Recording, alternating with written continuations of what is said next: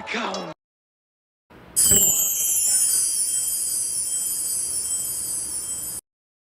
Welcome to the Omniverse of Nick and the next Saw tale, What If Amanda Young Survived?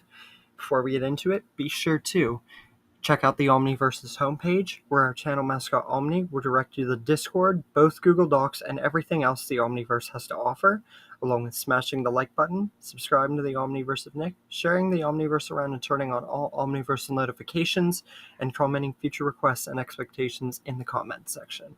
With all that said, let's begin.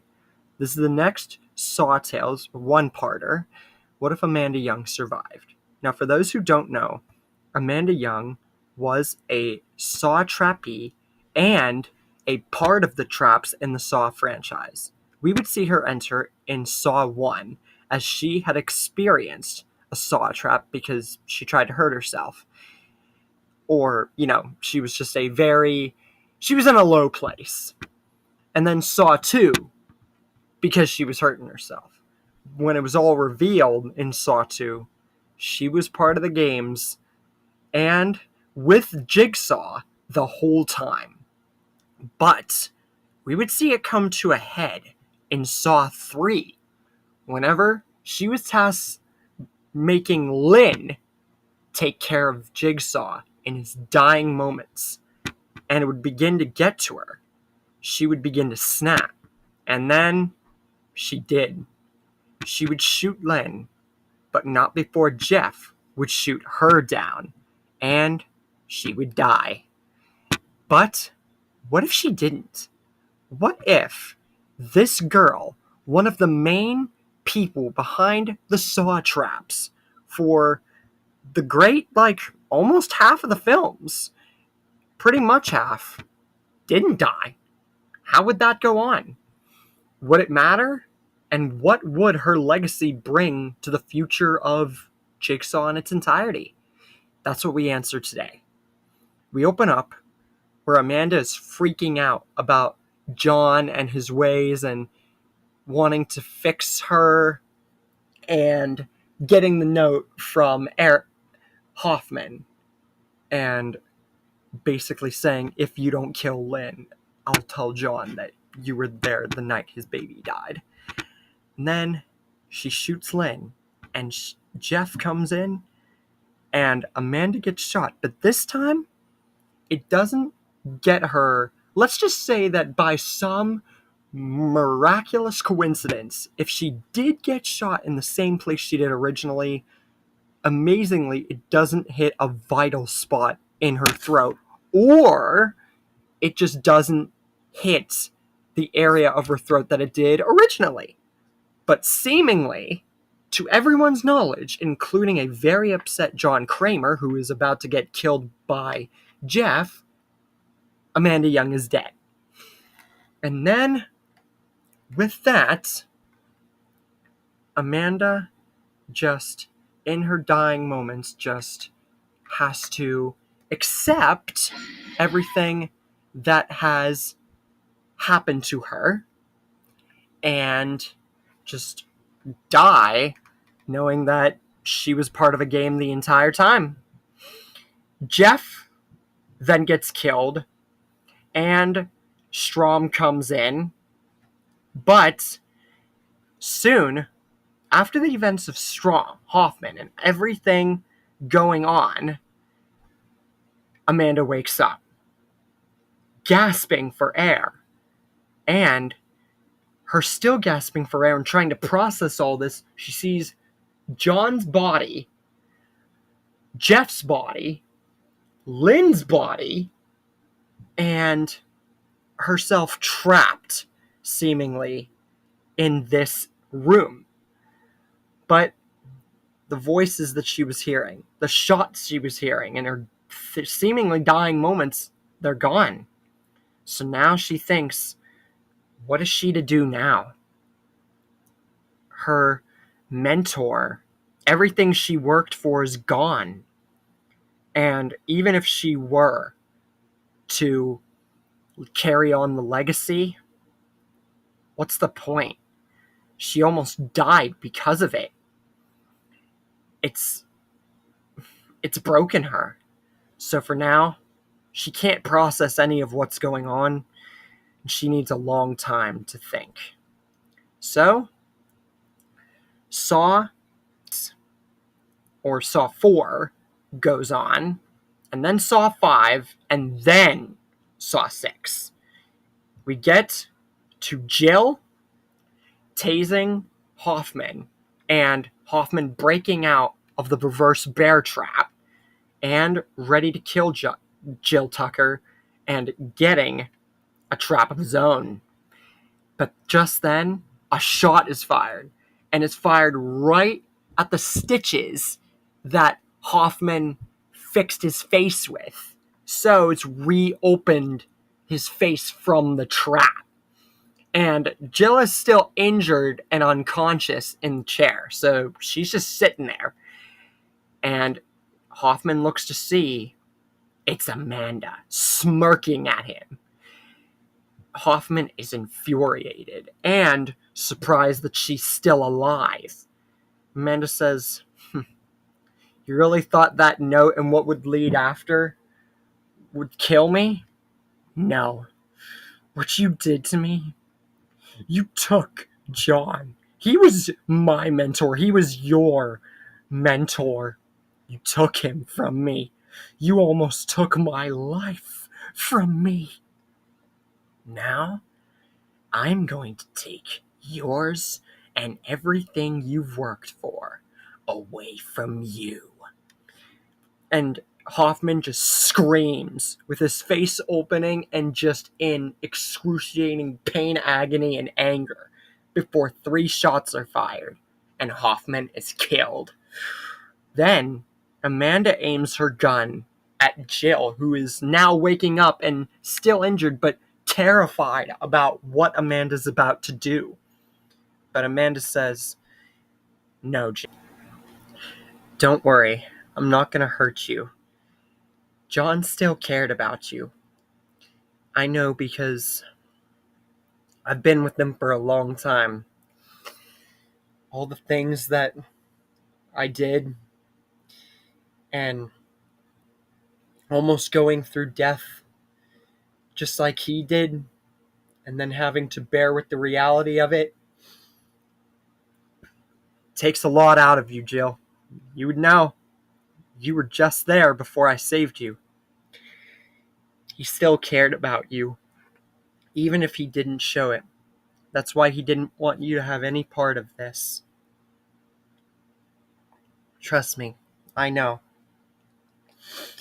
And in some way, I cared about you too, which is why I'm doing what I'm doing now.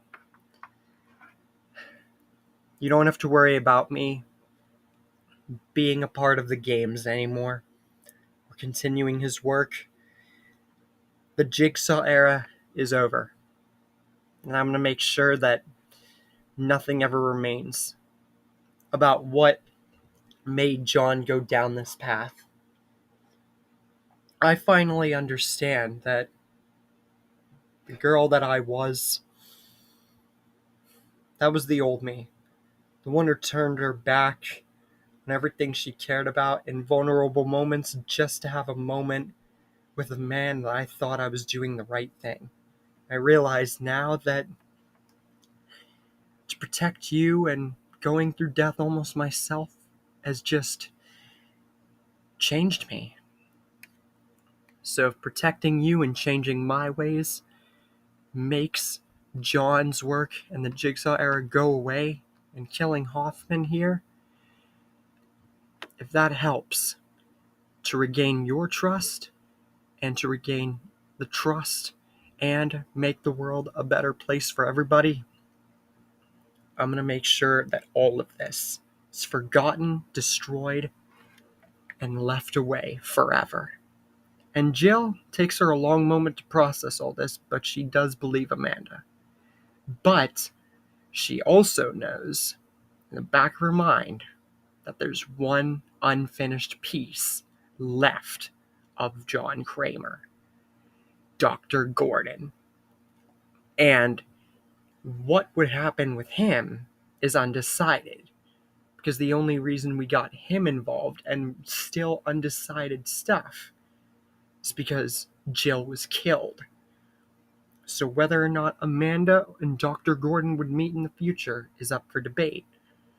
But if it were put in front of the table, I think that this is where a true happy ending and folding circle for the end of John Kramer's legacy and the Sawtraps could fully be fulfilled.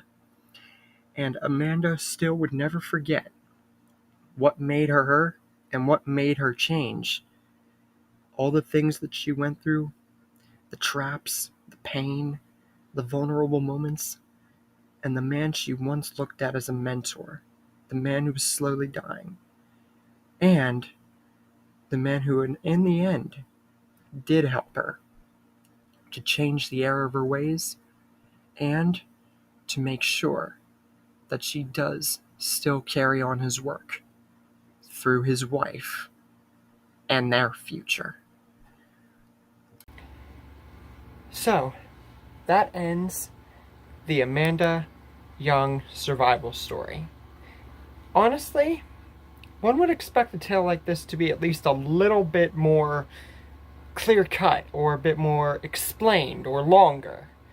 But, like Mrs. Loomis, there's only so much that Amanda's survival could accomplish, especially with her death being at the point that it was in the story. There's really no other place to put her, rather than getting her revenge on Mark Hoffman being a complete closure for her character, turning good, helping Jill, who she seemed to like. And I think this would make Amanda's character come full circle and leave her a little sweeter. Maybe fight against Dr. Gordon and make him turn good. Or maybe both of them turn evil and Amanda turns back to evil. Honestly, I feel like Amanda turning good, helping Jill, and ultimately coming together as a better person would close off the Saw franchise completely. Yes, there still would be the prequel movies.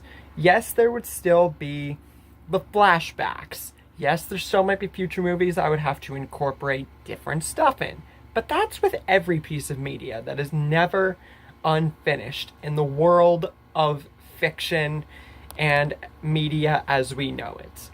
And that's the beauty of a what if. It's how we think that it will go.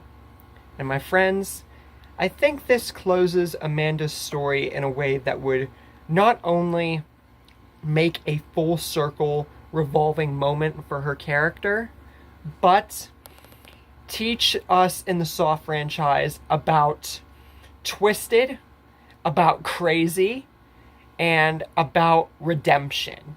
And Amanda Young in this story would not only show all of that and more, but durability for her near-death experiences more than one time. And a gunshot to the neck would be the prime example of that.